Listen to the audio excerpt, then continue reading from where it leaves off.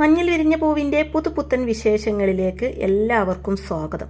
അങ്ങനെ ചിത്തിര ഹരിയോടായിട്ട് പറയുന്നുണ്ട്, ഹരി വിലക്കിയാൽ തീർച്ചയായിട്ടും ഞാൻ പോവില്ല, എനിക്ക് വലുത് ഹരിയുടെ തീരുമാനങ്ങളാണെന്നൊക്കെ ചിത്തിര പറയുന്നതും, വേണ്ട ഞാൻ എതിർക്കുന്നില്ല, സഹിച്ചോളാം, നീ പോയിട്ട് വാ, ഒരുപാട് സ്വപ്നം കണ്ടതല്ലേ, അതൊക്കെ നേടിയിട്ട് വാ, ഞാൻ ഇവിടെ തന്നെയുണ്ടാകും, നിന്റെ വരവും കാത്ത്, ദിവസങ്ങളും എണ്ണി എന്ന് പറയുന്നുണ്ട് ഹരി. അപ്പോൾ ചിത്തിര പറയുന്നുണ്ട്, വിഷമിക്കണ്ട, ഫോണുണ്ടല്ലോ, ദിവസവും നമുക്ക് സംസാരിക്കാം, സന്തോഷത്തോടെ വേണം എന്നെ യാത്രയേക്കാൻ, ഹരി വിഷമിക്കരുത്, എനിക്കത് സഹിക്കാൻ പറ്റില്ല എന്നൊക്കെ ചിത്തിര പറയുമ്പോൾ, ഇല്ല ഞാൻ വിഷമിക്കുന്നില്ല എന്ന് ഹരി പറയുന്നതും, സത്യമാണോ എന്ന് ചിത്തിര ചോദിക്കുമ്പോൾ സത്യം എന്ന് പറയുന്നുണ്ട് ഹരി. കയ്യിലടിച്ച് സത്യം ചെയ്യുമെന്ന് ചിത്തിര പറയുന്നതും കയ്യിലടിച്ച് സത്യം ചെയ്യുന്നുണ്ട് ഹരി. തുടർന്ന് ചിത്തിര പറയുന്നുണ്ട്, ഞാൻ പോകുന്നില്ല എന്ന് വിചാരിക്ക്, ഞാൻ ഇവിടെ തന്നെയുണ്ട്, 5 വർഷം 5 നിമിഷം പോലെ കടന്നു പോകും, ഞാൻ വേഗം തിരിച്ചു വരുന്നൊക്കെ ചിത്തിര പറയുമ്പോൾ ഞാൻ കാത്തിരിക്കുന്നു പറയുന്നുണ്ട് ഹരി. അതിനുശേഷം കാണിക്കുന്നത് മുൻ മുഖ്യമന്ത്രി കണ്ണയത്ത് റസിയയോടായിട്ട് പറയുന്നുണ്ട്, അല്ല പുതിയ പദവി തന്നു എന്നറിഞ്ഞല്ലോ, ഗ്രേറ്റ് മല്ലിക പ്രതാപ്, അവരുടെ സെക്യൂരിറ്റി ചാർജ് അല്ലേന്ന് കണ്ണയത്ത് ചോദിക്കുമ്പോൾ അതേന്ന് പറയുന്നുണ്ട് റസിയ. അപമാനിച്ചതാണെന്ന് മനസ്സിലായി കാണുമല്ലോ അല്ലേ, ശത്രുവിനെ കൊണ്ട് പാദസേവ ചെയ്യിക്കുക, അതിൽ പരം ആനന്ദം അവർക്ക് വേറെ എന്താ കിട്ടാനുള്ളതെന്നൊക്കെ കണ്ണയത്ത് ചോദിക്കുമ്പോൾ റസിയ പറയുന്നുണ്ട്, സർവീസിലായി പോയില്ലേ സർ, അനുസരിക്കാതിരിക്കാൻ പറ്റില്ലല്ലോ എന്ന് പറയുന്നതും, നല്ല തന്തക്ക് പിറന്ന ഒരാൾ പറയുന്ന വാചകമല്ല റസിയ ഇപ്പൊ പറഞ്ഞത്, പ്രതികാരം ചെയ്യാൻ വന്നവൾ പ്രതികാരം ചെയ്യണം, അല്ലാതെ സർവീസിന്റെ നിവൃത്തികേടുകളെ പഴിച്ച് ചാവേണ്ടവർക്ക് വീടുപണി ചെയ്യുകയല്ല വേണ്ടതെന്ന് കണ്ണയത്ത് പറയുമ്പോൾ അതെന്റെ മനസ്സിലുണ്ട്, നല്ലൊരവസരം കിട്ടാൻ കാത്തിരിക്കാൻ ഞാൻ, അത് കിട്ടും, അപ്പോൾ ഞാൻ എൻ്റെ പ്രതികാരം തീർക്കുമെന്ന് പറയുന്നുണ്ട് റസിയ. അപ്പോൾ അത് കേൾക്കുന്ന കണ്ണയത്ത് പറയുന്നുണ്ട്, അവസരം കിട്ടാൻ കാത്തിരുന്നാൽ മൂത്ത് നരച്ച് വയസ്സായി പോകും, കുറച്ചു കാലം സെക്യൂരിറ്റി ചെയ്യും, പിന്നെ റസിയയെ ഈ ഏരിയനെ തട്ടും, എനിക്കറിഞ്ഞൂടെ മല്ലികയെ, ചെയ്യാനുള്ളത് ഇപ്പോൾ ചെയ്യണം ഉടനെ, ഇതൊരു ഗോൾഡൻ ചാൻസ് അല്ലേ, എന്തുകൊണ്ട് ഉപയോഗിച്ചൂടാ എന്നൊക്കെ കണ്ണയത്ത് പറയുന്നതും മനസ്സിലായില്ല എന്ന് പറയുന്നുണ്ട് റസിയ. അപ്പോൾ കണ്ണയത്ത് പറയുന്നുണ്ട്, CMന്റെ സെക്യൂരിറ്റി ചീഫിന്റെ കയ്യിൽ എപ്പോഴും സർവീസ് റിവോൾവർ ഉണ്ടാകണം എന്നാ നിയമം, അതും ഫുൾ ലോഡർ, ഏത് സമയത്തും പൊട്ടിക്കാൻ പാകത്തിന്, ആ ആനുകൂല്യം എന്തുകൊണ്ട് റസിയ ഉപയോഗിക്കുന്നില്ല, തൊട്ടു മുമ്പിൽ കിട്ടില്ലേ, തൊട്ടടുത്ത്, തഞ്ചം കൂടും നോക്കി കാഞ്ചി വലിക്കാൻ ആരുടെയെങ്കിലും സമ്മതം വേണോ, വലിക്കണം റസിയ, ബാക്കിയൊക്കെ പിന്നെ, ആദ്യം പ്രതികാരം, അതല്ലേ റസിയയുടെ ദൗത്യം എന്ന് കണ്ണയത്ത് ചോദിക്കുമ്പോൾ അതെ, അതിനുശേഷമുള്ള കാര്യങ്ങളെ കുറിച്ച് ഓർക്കുമ്പോഴാണെന്ന് റസിയ പറയുന്നതും, എന്ത് കാര്യങ്ങൾ, മല്ലിക വീണാൽ ആ നിമിഷം ആ സീറ്റിൽ തിരിച്ചെത്താൻ പോകുന്നത് ഞാനായിരിക്കും, കേസ് അന്വേഷണം മുറ പോലെ നടക്കും, അവസാനം അബദ്ധത്തിൽ കയ്യിലിരുന്ന തോക്കിൽ നിന്നും വെടി പൊട്ടിയതാണ് എന്ന കണ്ടെത്തലിൽ കേസ് അവസാനിക്കുന്നൊക്കെ പറയുന്നുണ്ട് കണ്ണയത്ത്. റസിയക്ക് ചങ്കൂറ്റുമുണ്ടോ, എങ്കിൽ ഞാൻ ഇപ്പോൾ പറഞ്ഞ പ്ലാൻ നടക്കും, സാഹചര്യങ്ങളെ പഴിക്കുന്നത് ഭീരുത്വത്തിന്റെ ലക്ഷണങ്ങളാ, റസിയ ധീരയല്ലേ, ധീരനായ ആസാദിയുടെ മകൾ എന്നൊക്കെ പറഞ്ഞ് റസിയെ എരിപിരി കയറ്റി കൊടുക്കുന്നുണ്ട് കണ്ണയത്ത്. കണ്ണയത്തിന് എങ്ങനെയെങ്കിലും മല്ലികാമയെ ഇല്ലാതാക്കി മുഖ്യമന്ത്രി പദം തിരിച്ചെടുക്കണം, അതിനുള്ള പരിപാടിയാണോ കണ്ണയത്ത് ചെയ്യുന്നത്, പോയി കൊന്നേച്ച് വാ, നിനക്ക് പറ്റും, ഇതാണ് അതിന്റെ സമയം എന്ന് പറയുന്നുണ്ട് കണ്ണയത്ത്. അതിനുശേഷം കാണിക്കുന്നത് പ്രതിഭ റസിയോടായിട്ട് ചോദിക്കുന്നുണ്ട്, CMന്റെ പ്രോഗ്രാമിന്റെ ചാർട്ടൊക്കെ കിട്ടിയല്ലോ അല്ലേ എന്ന് ചോദിക്കുമ്പോൾ ഉവ്വ് എന്ന് പറയുന്നുണ്ട് റസിയ. അവിടുത്തെ സെക്യൂരിറ്റി അറേഞ്ച്മെന്റ്സ് ഒക്കെ നന്നായി നടത്തിയിട്ടുണ്ടല്ലോ എന്ന് ചോദിക്കുമ്പോൾ ഉവ്വ് എന്ന് റസിയ പറയുന്നതും, ഉവ്വ്, നിനക്ക് എന്താടി ഉവ്വ് മേഡം എന്ന് പറഞ്ഞാൽ, മേഡം എന്ന് വിളിച്ചാൽ നിന്റെ വല്ലതും കൊഴിഞ്ഞു പോവോ, വിളിക്കടി മേഡം എന്നൊക്കെ പൊട്ടിത്തെറിച്ചുകൊണ്ട് പ്രതിഭ പറയുമ്പോൾ യെസ് മേഡം എന്ന് പറയുന്നുണ്ട് റസിയ. അങ്ങനെ വഴിക്ക് വാ, നിന്നെ ചിട്ട പഠിപ്പിക്കാൻ പറ്റുമോ ഞാൻ നോക്കട്ടെ എന്ന് പറഞ്ഞതിന് ശേഷം പ്രതിഭ മുറ്റത്തേക്ക് ഇറങ്ങാൻ കേട്ടോ. അതേസമയം മല്ലികാമ അവിടേക്ക് വരുന്നതും റസിയ മല്ലികാമയോടായിട്ട് ഞാൻ ഈ കാലൊന്ന് തൊട്ട് തൊഴുതട്ടെ എന്ന് ചോദിക്കുമ്പോൾ എന്തിനാണെന്ന് മല്ലികാമ ചോദിക്കുന്നതും കുറ്റബോധം കൊണ്ടെന്ന് റസിയ പറയുമ്പോൾ മാറാൻ തീരുമാനിച്ചോ എന്ന് മല്ലികാമ ചോദിക്കുമ്പോൾ മാറാൻ തീരുമാനിച്ചില്ല, മാറ്റാൻ തീരുമാനിച്ചു, ഈ ലോകത്ത് നിന്ന് തന്നെ നീക്കാൻ തീരുമാനിച്ചു എന്ന് പറഞ്ഞ് റസിയ പുറകിൽ നിന്ന് റിവോൾവർ എടുക്കുന്നതും അത് കണ്ട് ശരിക്കും ഞെട്ടുന്നുണ്ട് പ്രതിഭ. റസിയ റിവോൾവർ എടുത്ത് മല്ലികാമയുടെ നേരെ നീട്ടുന്നതും പ്രതിഭ ഓടി വന്നിട്ട് റസിയുടെ കൈ തട്ടി മാറ്റിയാണ് ചെയ്യുന്നത്. തുടർന്ന് റസിയുടെ കഴുത്തിന് കുത്തിപ്പിടിച്ചുകൊണ്ട് പ്രതിഭ പറയുന്നുണ്ട്, അപ്പോൾ നിന്റെ മനസ്സിൽ പകയായിരുന്നല്ലേ, നന്നായിക്കോട്ടെ എന്ന് ഞങ്ങൾ വിചാരിച്ചപ്പോൾ ഇതൊക്കെയായിരുന്നു നിന്റെ മനസ്സിലുണ്ടായിരുന്നത്, മതിയടി, ഇനി ഈ യൂണിഫോം ഇട്ട് നടക്കുന്നത് എനിക്കൊന്ന് കാണണമെന്നൊക്കെ പൊട്ടിത്തെറിച്ചുകൊണ്ട് പറയുന്നുണ്ട് കേട്ടോ പ്രതിഭ റസിയയോടായിട്ട്. തുടർന്ന് മല്ലികാമയോടായിട്ട് ഇവൾ എന്താ ചെയ്യേണ്ടതെന്ന് ചോദിക്കുമ്പോൾ നിയമത്തിന് കൈമാറുക, സംസ്ഥാന മുഖ്യമന്ത്രിയെ വധിക്കാൻ ശ്രമിച്ചു, ഏതെല്ലാം വകുപ്പുകൾ ചേർക്കാമോ അതെല്ലാം ചേർക്കാം, ഇനി ഇവൾ പുറം ലോകം കാണരുത് എന്ന് പറയുന്നുണ്ട് കേട്ടോ മല്ലികാമ. അതിനുശേഷം കാണിക്കുന്നത് ചിത്തിര ഡൽഹിയിലേക്ക് പോവാൻ റെഡിയായി പെട്ടിയൊക്കെ എടുത്ത് താഴേക്ക് വരികയാണ് കേട്ടോ. എല്ലാം എടുത്തു വെച്ചോന്ന് മല്ലികാമ ചോദിക്കുമ്പോൾ ഉവ്വെന്ന് പറയുന്നുണ്ട് ചിത്തിര. ഞങ്ങൾ വരാത്തതിൽ വിഷമമുണ്ടോ എന്ന് ചോദിക്കുമ്പോൾ ഇല്ല അച്ഛമ്മേ, കൂടെ വേറെ ആള് വരുന്നുണ്ടല്ലോ എന്ന് പറയുന്നുണ്ട് ചിത്തിര. എനിക്ക് മാറി നിൽക്കാൻ പറ്റാത്ത തിരക്കാം, നീ അവിടെ ചെന്ന് സെറ്റിലായ ശേഷം ഞാൻ ഒരു ദിവസം വരാമെന്ന് മല്ലികാമ പറയുന്നതും അത് മതിയെന്ന് പറയുന്നുണ്ട് ചിത്തിര. അപ്പോഴേക്കും ഇടക്ക് കയറി നിരഞ്ജന, എടി പോയാൽ നീ എന്നെയൊക്കെ മറക്കുമോ എന്ന് ചോദിക്കുമ്പോൾ നിന്നെ മറക്കാനോ, അതിന് ഞാൻ ചാവണമെന്ന് ചിത്തിര പറയുന്നതും ഞാൻ ഇടക്കൊക്കെ ഡൽഹിയിലേക്ക് വന്നോളാം നിരഞ്ജന പറയുന്നതും അതെന്തിനാ, അവൾ പഠിക്കാൻ വേണ്ടി പോവാ, അല്ലാതെ ടൂറിന് പോവാ പോകുന്നു അല്ല എന്ന് പ്രതിഭ പറയുന്നതും ഞാനും പഠിക്കാൻ പോകുന്നത് അച്ഛമ്മേ. ചരിത്ര പ്രാധാന്യമുള്ള ഒരുപാട് സ്ഥലങ്ങളുണ്ടല്ലോ ഡൽഹിയിൽ. അതൊക്കെ കണ്ടിരിക്കേണ്ടത് ഒരു ഭാരതീയ എന്ന നിലയിൽ എൻ്റെ കടമയല്ലേ. ഇന്ത്യൻ പാർലമെന്റ് കണ്ടില്ലെങ്കിൽ മോശമല്ലേ? രാഷ്ട്രപതി ഭവൻ കണ്ടില്ലെങ്കിൽ മോശമല്ലേ? പിന്നെ ചെങ്കോട്ട, യമുന, താജ്മഹൽ എന്നൊക്കെ നിരഞ്ജന പറയാൻ തുടങ്ങുന്നതും മതി മതി നീ പോണോ വേണ്ടോ എന്നൊക്കെ പിന്നീട് തീരുമാനിക്കാമെന്ന് പറയുന്നുണ്ട് കേട്ടോ പ്രതിഭ. അപ്പോൾ ചിത്തിര പറയുന്നുണ്ട്, ഇതാ നിന്നോടും കൂടെ പഠിക്കാൻ പറഞ്ഞത്. എന്നെ പോലെ മാർക്ക് കിട്ടിയിരുന്നെങ്കിൽ നമുക്ക് രണ്ടാൾക്കും ഒരുമിച്ച് പോവായിരുന്നല്ലോ ഡൽഹിയിൽ. എന്നിട്ട് ഒരുമിച്ച് ഒരു കോളേജിൽ പഠിക്കായിരുന്നു എന്ന് ചിത്തിര പറയുമ്പോൾ നിരഞ്ജന പറയുന്നുണ്ട്, സ്വന്തം നാടിനോട് കൂറുള്ള ആളാ ഞാൻ. നീയൊക്കെ പുറത്തു പോയി പഠിക്കുമ്പോൾ ഞാനൊക്കെ ഇവിടെ തന്നെ ഇരുന്ന് പഠിക്കും. എനിക്ക് എൻ്റെ നാടാ വലുത് നിരഞ്ജന പറയുന്നതും അല്ലാതെ മാർക്ക് കുറഞ്ഞത് കൊണ്ടല്ല എന്ന് പറയുന്നുണ്ട് പ്രതിഭ. പക്ഷേ മല്ലികാമയാണെങ്കിൽ ഇതൊന്നും ശ്രദ്ധിക്കുന്നില്ല. മല്ലികാമ ചിത്ര തന്നെ വിട്ടുപോകുന്നതിലുള്ള വിഷമത്തിലാണ് കേട്ടോ. തുടർന്ന് ചിത്ര പറയുന്നുണ്ട്, ഞാൻ എല്ലാവരെയും മിസ് ചെയ്യുമെന്ന് പറയുമ്പോൾ ഞങ്ങളൊന്ന് പറയുന്നുണ്ട് മല്ലികാമയും. എന്നും ഞാൻ വീഡിയോ കോൾ ചെയ്തോളാമെന്ന് ചിത്തിര പറയുമ്പോൾ പ്രതിഭ പറയുന്നുണ്ട്, എന്താവശ്യമുണ്ടെങ്കിലും എന്നെ വിളിച്ചു പറഞ്ഞാൽ മതി. മല്ലിക എപ്പോഴും തിരക്കിലായിരിക്കും, ഞാൻ വേണ്ടത് ചെയ്തോളാമെന്ന് പറയുന്നുണ്ട് പ്രതിഭ. തുടർന്ന് ചിത്തിരിയെയും കൂട്ടി പ്രതിഭ പുറത്തേക്ക് ഇറങ്ങുന്നതും മല്ലികാമ ചിത്തിരിയെ കെട്ടിപ്പിടിച്ച് രണ്ടുപേരും കറിയാണ് കേട്ടോ. ശേഷം നന്നായി പഠിക്കണമെന്നും പറഞ്ഞ് ഒരു ഉമ്മയും കൊടുത്തതിന് ശേഷം ചിത്തിരിയെ പറഞ്ഞു വിടുകയാണ് കേട്ടോ മല്ലികാമ നിറ കണ്ണുകളോടെ. ഡി പോകുന്നതിന് മുമ്പ് കാണുന്നില്ലേ എന്ന് നിരഞ്ജന ചോദിക്കുമ്പോൾ ഹരിയല്ലേ കാണുന്നുണ്ട് എന്ന് പറയുന്നുണ്ട് ചിത്തിര. എന്നാൽ വേഗം ചെല്ല്, ആ രംഗം എത്രയും വേഗം കഴിയുന്നതാ നല്ലതെന്ന് പറയുന്നുണ്ട് നിരഞ്ജന. അങ്ങനെ ചിത്തിര ഹരിയെ കണ്ട് യാത്ര പറയുകയാണ് കേട്ടോ. ഹരി എന്താ ഒന്നും മിണ്ടാത്തത്?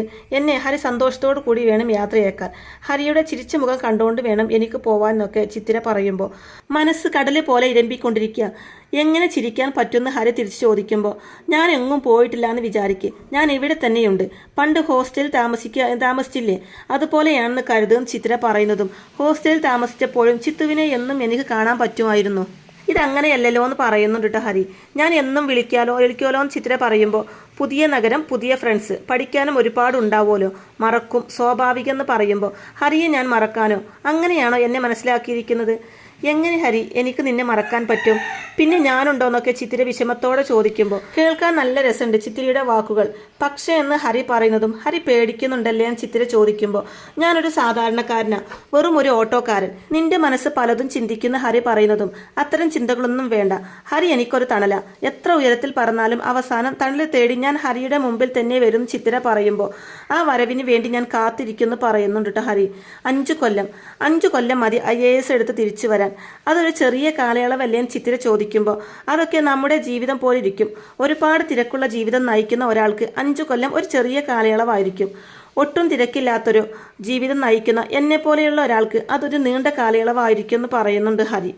അപ്പോൾ ചിത്തിര പറയുന്നുണ്ട്, ഹരിയുടെ വിഷമം ഞാൻ മനസ്സിലാക്കുന്നുണ്ട്, വേറെ നിവൃത്തിയില്ല, പോയേ പറ്റൂ, പോകാൻ എന്നെ അനുവദിക്കണം എന്നൊക്കെ ചിത്തിര പറയുമ്പോൾ പോയിട്ട് വാ, പോയി പഠിച്ച് ജയിച്ചു വാ, ഞാൻ കാത്തിരുന്നോളാന്ന് വിഷമത്തോടെ പറയുമ്പോൾ എനിക്കും വിഷമമുണ്ട് ഹരിയെ പിരിയാൻ. മുന്നിൽ ഇതല്ലാതെ വേറെ വഴിയില്ലാന്ന് പറഞ്ഞ് ചിത്തിര സങ്കടപ്പെടുമ്പോൾ അതാണ്, വേറെ വഴിയില്ല. ചിലതൊക്കെ എത്ര ശ്രമിച്ചാലും നമുക്ക് ഒഴിവാക്കാൻ പറ്റില്ല, അതിൽ പെടും ഇതും. സന്തോഷത്തോടെ പോ, എല്ലാം ഭംഗിയാവുമെന്ന് പറഞ്ഞ് നിറ കണ്ണുകളോടെ യാത്ര അയക്കാണ്ട് ചിത്രിയെ കരഞ്ഞുകൊണ്ടാണ് ചിത്രയും അവിടെ നിന്നും പോകുന്നത്. ഇവിടെ മല്ലികാമയാണെങ്കിലും ചിത്ര പോയ വിഷമത്തിൽ ഒറ്റയ്ക്കിരുന്ന് കരയാണ് കേട്ടോ. അപ്പോൾ ചിത്ര വന്നിട്ട് അച്ഛമ്മയെ കരയാണോ എന്ന് ചോദിക്കുന്നുണ്ട്. പെട്ടെന്ന് ചിത്തു അടുത്തില്ലെന്ന് ഓർത്തപ്പോൾ ഒരു സങ്കടം മല്ലികാമ കണ്ണീരോടെ പറയുന്നതും അവൾ ഉടനെ തിരിച്ചു വരില്ലേ മല്ലികെ, IAS-കാരിയാവാനല്ലേ പോയത്, അതിനെന്താ നീ ഇങ്ങനെ സങ്കടപ്പെടുന്നത്? ഡൽഹി അന്യ രാജ്യത്തൊന്നുമല്ലല്ലോ, നിനക്ക് എപ്പോൾ വേണമെങ്കിലും പോവാലോ, കാണാലോ എന്നൊക്കെ പ്രതിഭ പറയുമ്പോൾ അതുകൊണ്ടല്ല, കുഞ്ഞായി കയ്യിൽ കിട്ടിയ അന്ന് മുതൽ ഇന്ന് വരെ ഞാൻ അവളെ പിരിഞ്ഞിട്ടില്ല. അവളെ കാണാതെ അവളുടെ ശബ്ദം കേൾക്കാതെ എനിക്ക് ഉറങ്ങാൻ പറ്റിയിട്ടില്ല. ഈ കുട്ടികൾ ഇതെത്ര വേഗം വലുതായത്, ഇപ്പൊ തോന്നാ ഇവള് വലുതാകണ്ടായിരുന്നു എന്ന്. എനിക്ക് അവള് പഴയ ചിത്തുവായി തന്നെ ഇരുന്നാൽ മതിയെന്ന് പറഞ്ഞ് കരയാണ് മല്ലികാമ. കാലം മുന്നോട്ട് പോയിക്കൊണ്ടിരിക്കല്ലേ മല്ലികെ, ഒരു ദിവസം എല്ലാവരെയും പിരിഞ്ഞ് നമുക്കും പോകേണ്ടി വരും. ആ യാത്രയിലേക്കല്ലേ നമ്മൾ അടുത്തുകൊണ്ടിരിക്കുന്നത്. പാന്താർ പെരുവഴി അമ്പലം തന്നിലെ താന്തരായി വന്ന് നിയോഗം പോലെ രാമായണത്തിൽ പറഞ്ഞത് എത്ര ശരിയാണ്. ഒരു സത്രത്തിലെ താമസക്കാരാണ് നമ്മളെല്ലാവരും. ഓരോ ദിവസവും ഓരോരുത്തർ പോകും, പുതിയ താമസക്കാരെത്തും. ഒരു കാര്യത്തിൽ നിനക്ക് അഭിമാനിക്കാൻ മല്ലികെ, എന്താണോ നീ ആഗ്രഹിച്ചത് അത് നീ നേടിയല്ലോ. ചിത്രിയെ IAS-കാരിയാക്കും എന്നുള്ളത് ഇപ്പോഴല്ല, പണ്ടേ നീ പറഞ്ഞതാ. അവിടേക്ക് നീ എത്തിയില്ലേ, ആഗ്രഹിച്ചതൊക്കെ നേടാൻ കഴിയാം. അതിലും വലിയ ഭാഗ്യം വേറെ എന്താ ഉള്ളത്? അതുകൊണ്ട് ആ ഭാഗ്യത്തെക്കുറിച്ച് നീ സന്തോഷിക്കാന്ന് പറഞ്ഞ് സമാധാനിപ്പിക്കുന്നുണ്ട് കേട്ടോ പ്രതിഭ മല്ലികയെ. അപ്പം മല്ലിക പറയുന്നുണ്ട്, നീ പറഞ്ഞതൊക്കെ ശരിയാ, എന്നാലും ഉള്ളിൻ്റെ ഉള്ളിൽ ഒരു നീറ്റൽ പോലെയെന്ന് മല്ലിക പറയുന്നതും അത് ചിത്തു IAS എടുക്കുമ്പോൾ മാറിക്കോളും അച്ഛമ്മയെന്ന് നിരഞ്ജന പറയുമ്പോൾ അതിനി 5 കൊല്ലം ഉണ്ട് എന്ന് പറയുന്നതും അതിനെന്താ 5 കൊല്ലം ഒരു വലിയ കാലയളവാണോ എന്ന് ചോദിക്കുമ്പോൾ ഞങ്ങൾ രാഷ്ട്രീയക്കാരുടെ ഭാഷയിൽ പറഞ്ഞാൽ ഒരു സർക്കാരിന്റെ കാലാവധി എന്ന് പറയുന്നുണ്ട് പ്രതിഭ. തുടർന്ന് പറയുന്നുണ്ട്, ഇന്നു മുതൽ നീ ചെയ്യേണ്ടത് എന്താണെന്നറിയോ? ഒരുങ്ങാൻ തുടങ്ങുക. ചിത്തിര വരുന്ന ആ ദിവസത്തിന് വേണ്ടി IAS നേടി വരുന്ന അവൾക്ക് ഒരു സ്വീകരണം കൊടുക്കുക. അതിനെ സ്വപ്നം കാണുക. ആ നിമിഷത്തിന് വേണ്ടിയാവണം ഇനി നിന്റെ കാത്തിരിപ്പ്. അതേ മല്ലികെ, ചിത്തിര പോയിരിക്കുന്നത് നിന്റെയും കൂടെ സ്വപ്നം നേടിയെടുക്കാനാ. അവൾ നേടും. അപ്പോൾ ജയിക്കുന്നത് അവൾ മാത്രമല്ല, നീയും കൂടെയാ. സന്തോഷിക്ക്. ആ ഒരു ദിവസത്തിന് വേണ്ടി എല്ലാ സന്തോഷവും കൂടെ കൂട്ടിവെച്ച് നീ കാത്തിരിക്കുമെന്ന് പറയുന്നുണ്ട് പ്രതിഭ മല്ലികാമ്മയോടായിട്ട്. പിന്നീട് കാണിക്കുന്നത് 5 വർഷങ്ങൾക്ക് ശേഷമുള്ള കാര്യങ്ങളാണ് കേട്ടോ. വീടൊക്കെ ദീപങ്ങൾ കൊണ്ടും ലൈറ്റ് കൊണ്ടും അലങ്കരിച്ചിട്ടുണ്ട് കേട്ടോ. ശേഷം മല്ലികാമ്മയുടെ വീടിന്റെ മുമ്പിൽ നിന്ന് ന്യൂസ് റിപ്പോർട്ടർ റിപ്പോർട്ട് ചെയ്യുന്നുണ്ട്. സംസ്ഥാന മുഖ്യമന്ത്രിയായ മല്ലിക പ്രതാപിന്റെ വീടിന്റെ മുമ്പിൽ നിന്നും പ്രത്യേകം തയ്യാറാക്കിയ റിപ്പോർട്ടിലേക്ക് ഏവർക്കും സ്വാഗതം. ഇന്ന് മല്ലിക പ്രതാപിനും ഈ വീടിനും സുദിനമാണ്. ബിരുദ പഠനത്തിനും IAS കോച്ചിങ്ങിനുമായി ഡൽഹിയിലേക്ക് പോയ ചിത്തിര പഠനം പൂർത്തിയാക്കി തിരിച്ചെത്തുന്ന ദിവസമാണിന്ന്. ഡൽഹിയിലെ സർവകലാശാലയിൽ നിന്നും ബിരുദത്തിനും ബിരുദാനന്ത ബിരുദത്തിനും 1ാം റാങ്ക് നേടിയ ചിത്തിര IAS പരീക്ഷയിലും ഉന്നത വിജയമാണ് കരസ്ഥമാക്കിയിരിക്കുന്നത്. അതുകൊണ്ട് തന്നെ ദീപങ്ങളാൽ അലങ്കരിച്ച് സമ്മിശ്രമായ വരവേൽപ്പ് നൽകാനാണ് മല്ലിക പ്രതാപ് തയ്യാറായിരിക്കുന്നത്. ചിത്തിര ഡൽഹിക്ക് പോയിട്ട് 5 വർഷങ്ങൾ കഴിഞ്ഞിരിക്കുന്നു. ഈ 5 വർഷങ്ങൾ ഉണ്ടാക്കിയ ചെറിയ ചെറിയ മാറ്റങ്ങളുടെ നടുവിൽ നിന്നാണ് പ്രതീക്ഷകളുടെ വലിയ വലിയ ദീപകക്ഷികൾ മല്ലികയും കൂട്ടരും തീർത്തിരിക്കുന്നത് എന്നെല്ലാം റിപ്പോർട്ട് ചെയ്യുന്നുണ്ട് കേട്ടോ. ഇതേ സമയം മല്ലികാമയെ കാണിക്കുന്നുണ്ട് കേട്ടോ. അപ്പോൾ മല്ലികാമ നിരഞ്ജനയെ വിളിക്കുമ്പോൾ സാരിയെല്ലാം ഉടുത്ത് അണിഞ്ഞൊരുങ്ങി വരുന്ന നിരഞ്ജനയെ കണ്ട് നീ വലിയ കുട്ടിയായല്ലോ എന്നെല്ലാം അത്ഭുതത്തോടെ പറയുന്നുണ്ട് കേട്ടോ മല്ലികാമ. നിന്നെ എത്രയും വേഗം പിടിച്ച് കെട്ടിച്ചു വിടണം എന്നൊക്കെ മല്ലികാമ പറയുന്നത് കേട്ട് ഞാൻ എന്തായാലും ഇപ്പൊ കല്യാണം കഴിക്കാൻ പോകുന്നില്ല. ചിത്തു സബ് കളക്ടറായി ചാർജ് എടുക്കാൻ പോകല്ലേ. ചിത്തുവിന്റെ കൂടെ കുറച്ചുനാൾ അടിച്ചു പൊളിച്ച് കഴിയണമെന്നാണ് ഞാൻ തീരുമാനിച്ചിരിക്കുന്നത്. ചിത്തുവും അറിയും തമ്മിലുള്ള കല്യാണം നടക്കുമല്ലോ, അന്ന് മതി എന്റെയും കല്യാണം എന്ന് പറയുന്നുണ്ട് നിരഞ്ജന. ഇതേ സമയം ചിത്തിര നിരഞ്ജനയെ വിളിച്ചിട്ട് ഞാൻ ഇവിടെ എത്തിയെന്ന് പറയുന്നത് കേട്ട് മല്ലികാമയ്ക്കും നിരഞ്ജനയ്ക്കും ഒക്കെ പറഞ്ഞറിയിക്കാൻ പറ്റാത്ത സന്തോഷമാവുന്നുണ്ട് കേട്ടോ. വേഗം തന്നെ പ്രതിഭയെയും ഇക്കാര്യം അറിയിക്കുന്നുണ്ട് മല്ലികാമയും നിരഞ്ജനയും കൂടിയിട്ട്. അങ്ങനെ ചിത്തിര എത്തുന്നതും എല്ലാവരും സന്തോഷത്തോടെ ചിത്തിരയെ സ്വീകരിക്കുന്നുണ്ട്. ഇന്നെന്താ ദീപാവലിയാണോ അച്ഛമ്മയും ചിത്തിര ചോദിക്കുമ്പോൾ എന്നെ സംബന്ധിച്ചിടത്തോളം ഇന്ന് ദീപാവലിയാ.